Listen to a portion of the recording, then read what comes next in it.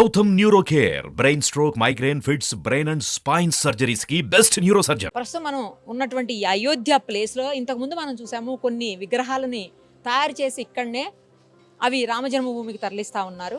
అలాగే ఇప్పుడు ఇక్కడ మనం ఉన్నదైతే నేపాల్లోని దేవశాల నుంచి తీసుకొచ్చారంట.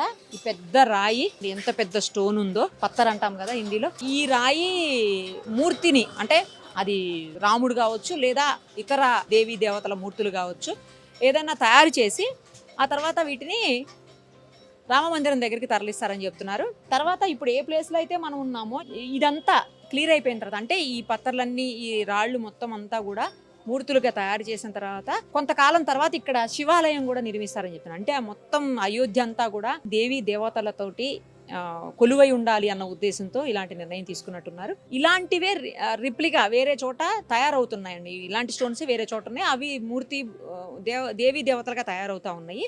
సో అక్కడ ఏదైనా అవసరం అయితే వీటిని కూడా తీసుకుని వెళ్తారంట. లేదు అంటే ఇక్కడనే ఉంచేస్తారు పర్మనెంట్గా. లేదు ఇక్కడి నుంచి అయోధ్య రామ మందిరం దగ్గరకు కూడా షిఫ్ట్ చేసే అవకాశం ఉందని చెప్పి తెలుస్తా ఉంది. ఇది ఇంకొకటి, ఇది కూడా నేపాల్ నుంచే వచ్చిందని చెప్తున్నారు. చూడండి, ఏకంగా ఉన్నటువంటి 1 2 3 ఉన్నాయి. ఇక్కడ 3 స్టోన్స్ ఉన్నాయి. అక్కడ ఒకటే ఉంది సింగిల్ది, ఇక్కడ 3 స్టోన్స్ ఉన్నాయి. ఇవి వచ్చేసి రాజస్థాన్కి వచ్చాయి. రాజస్థాన్ నుంచి తీసుకొని వచ్చారంట. అక్కడ రాసింది చూడండి, రాజస్థాన్ సే ఆయి 3 శిలాయి. ఈ 3 శిలలు రాళ్ళు కూడా రాజస్థాన్ నుంచి వచ్చినటువంటివి. ఇక్కడ మీకు ఇంకో పెద్దది స్టోన్ కనిపిస్తుంది చూడండి, ఇది వచ్చేసి కర్ణాటక నుంచి వచ్చిందని చెప్పి తెలుస్తా ఉంది. దీంతో పాటు ఇంకొక 2 అవతలు ఉన్నాయి చూడండి, ఇగో ఈ 3 కూడా కర్ణాటక నుంచే వచ్చాయి. ఈ స్టోన్స్ అన్ని కూడా కర్ణాటక నుంచి ఇక్కడ తీసుకొని వచ్చారు. తర్వాత అక్కడేమో ఓంకారేశ్వర సే పూజ్య అవధూత్ నర్మదా నందజీ మహారాజ్ ద్వారా లయా గయా నర్మదేశ్వర్ శివలింగం. అక్కడి నుంచి వచ్చినటువంటి శివలింగం ఇది, నర్మదేశ్వర్ శివలింగం అంటారు. మేబీ ఈ శివలింగాన్నే ఆ తర్వాత అక్కడ టెంపుల్గా తీసుకొని వస్తున్నటువంటి పరిస్థితి ఉన్నట్టుంది. తర్వాత ఇక్కడ వచ్చేసి గణేష్ కుటి, అంటే గణేష్ ఆలయం అనమాట. చిన్నది గణేష్ ఉంది ఇక్కడ.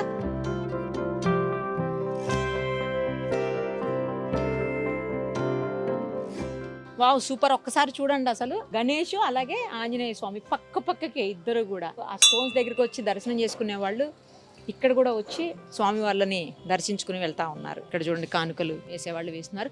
ఏదైనా కూడా చాలా పవిత్రమైనటువంటి రాళ్ళుగా భావిస్తూ అనేక మంది భక్తులు ఈ రాళ్ల దగ్గరకు వచ్చి ఈ స్టోన్స్ను కూడా దర్శించుకొని వాటిని తాకి కళ్ళకద్దుకొని వెళ్తున్నటువంటి సిచ్యుయేషన్ మనం ఇక్కడ చూస్తూ ఉన్నాము. ఇంతంత స్టోన్స్ని శిల్పాలుగా మలచటం అంటే నిజంగా ఎంత గొప్ప విషయమో కదా. శిలలపై శిల్పాలు చెక్కారు అని అంటారు, ఎవరో కవి రాసినట్టు.